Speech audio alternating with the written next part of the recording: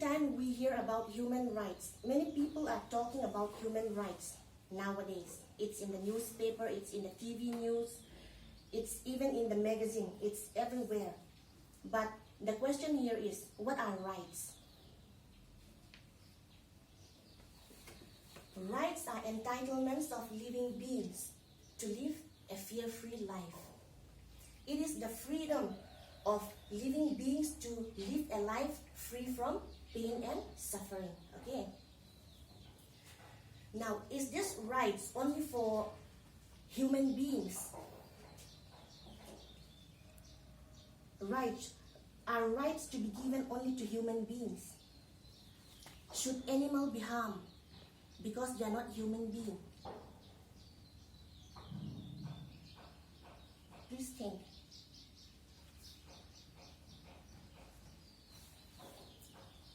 Many times when we grew up, many of us grew up wearing leather, fur, and wearing leather, fur, and what's the other one? Wool. Yes, wool. But we do not know how these animal products are derived. I will tell you how. When we talk about leather, the leather industry is also filled with cruelty to animals. Leathers are derived by how? Animals are most of the time skinned alive, okay? They're skinned alive. Just think. How will you feel?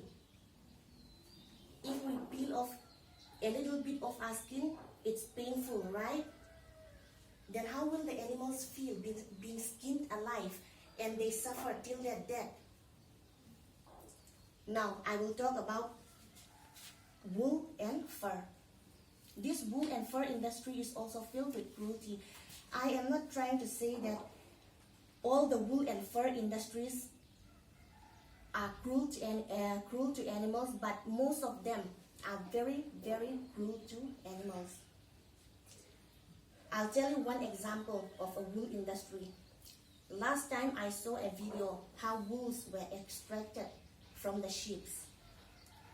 Most of the time we think that wools are extracted painlessly with a razor, right? That's what I also thought. But when I saw that video, that horrible, terrible video, I saw how wools were extracted.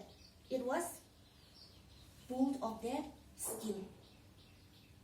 Let's imagine somebody pulling off our hair, a bunch of our hair. It will be painful, but the wools of animals are pulled out with such force that they scream with pain. But what did the man who pulled off the wool do when the animal screamed in so much pain? Without any mercy, he punched the face of that animal with such force that the animal was knocked unconscious.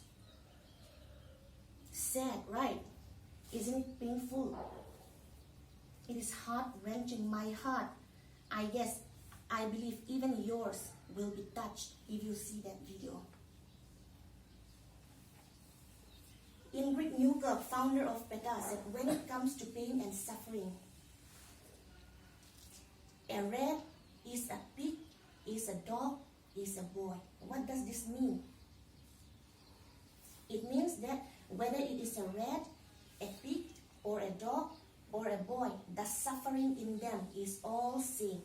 They go through the same process of suffering. They go through the same degree of pain. This is important for us to remember. Let us remember this.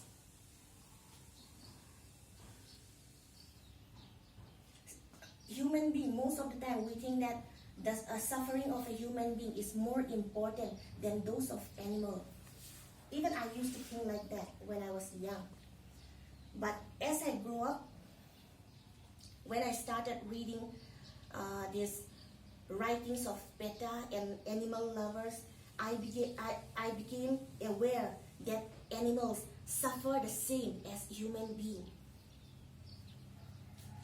And it is this capacity for suffering and experiencing the same degree of pain when harmed is what is important for us to remember. Please let us keep this in our mind. And lastly, I want to quote Jeremy Bentham, founder of Utilitarian School of Moral Philosophy. What did he say? He said, the question here is not whether animals can talk or reason, rather, can they suffer? He said, we should not be concerned with whether animals can talk or whether they can reason. But the question here is, can they suffer?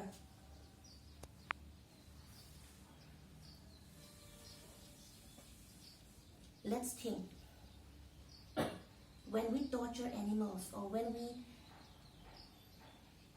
abuse an animal, or when we see someone abusing animal, let us think the pain that the animal is going through. So, friends, can they suffer? Thank you.